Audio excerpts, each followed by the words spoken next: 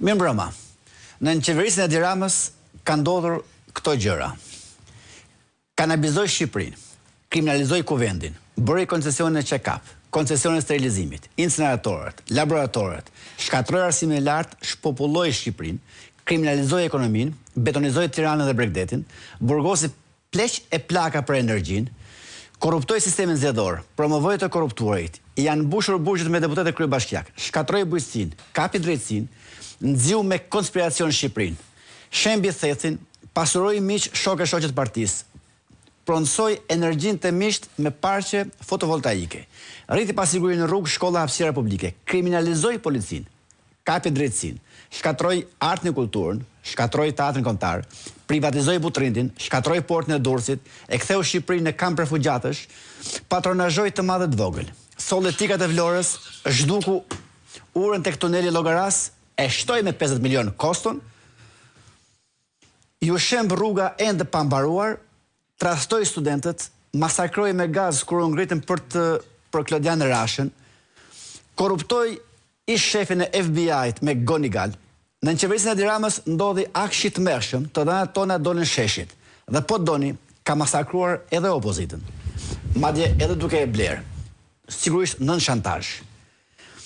E ka onkologjikun pa ilaçe, krijoi dhe po mban në këmbë skemat e mikrokredive, na i ka bërë kostot e jetesës qerat shumë të larta se sa pagat, dhe prap, për ata që majnë mikrofonin në dorë dhe në gojë, fajin e ka saliu. Madje, kishte prej atyre që thristin të rikthejmë Altin Dumanin e kryet Spakut. Shikoni, po flasim për ysh kryeprokurorin e Spakut, i cili deri në këtë moment nuk ka kthyer qoftë dhe 1 cent të parave të incineratorëve. Deri në këtë moment nuk ka kthyer 1 cent të parave të koncesioneve. Deri në këtë moment nuk ka kthyer 1 cent të tunelit të Llogaras. Deri në këtë moment nuk ka kthyer pas asnjë para, asnjë cent të miliardave të rrugëve të shembura.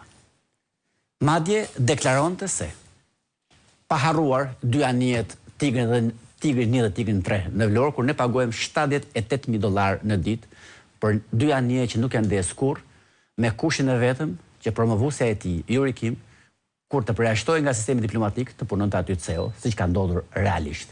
Dhe deklaron është një krim shumë i sofistikuar për sa i përket incineratorëve të Tiranës. Në këto momente që flasim, vazhdojmë dhe paguajmë para për incineratorët të Tiranës dhe të Elbasanit dhe të Firit për incinerator që nuk ekziston. Dhe ky njeri kërkohet të kthehet sërish në krye të Spakut. Nëse protesta është antikorrupsion, njeriu i parë që duhet kërkohet nga protestuesit për të shkuar në burg është ai person që merr miliona në muaj, pag, pa llogaritur profitime dhe rojët, edhe për familjen e tij, i cili nuk ka kthyer asnjë cent pas në buxhetin e shtetit. E megjithatë, pavarësisht këtyre çmendurive, protesta duhet mbështetur sepse nuk ka pikë rëndësie se çfarë thon ata që kanë mikrofonin në gojë. Mbyllni veshët edhe hundet besa dhe shkonin në protestë sepse ky është momenti kur Edi Rama mund të rrezohet. Pakta njerëz nuk rrezohet kurrë. Për diskutuar mbi protestën që po vazhdon prej 15 apo 16 ditësh, ndoshta protesta më epike e realizuar ndonjëherë në Shqipëri, protestat që zgjasin nga 6 deri në 12 dhjetor, siç ishte ajo e djeshmja, ku sheshet mbushen plot, ku nuk kanë një drejtues, sigurisht që ka shumë delirant, por kjo është dhe e mira asaj. Në fakt është protestë e qytetarëve. Do diskutojmë sonte sërish për këtë protestë me Berat Buzhalin, Berat Mirëmbrëma. Lorenz Vangelin, Lorenz Mirëmbrëma. Andi Bushatin, Andi Mirëmbrëma, Armand Shkullakun, Andi Mirëmbrëma. Bushat, po e filloj me ty.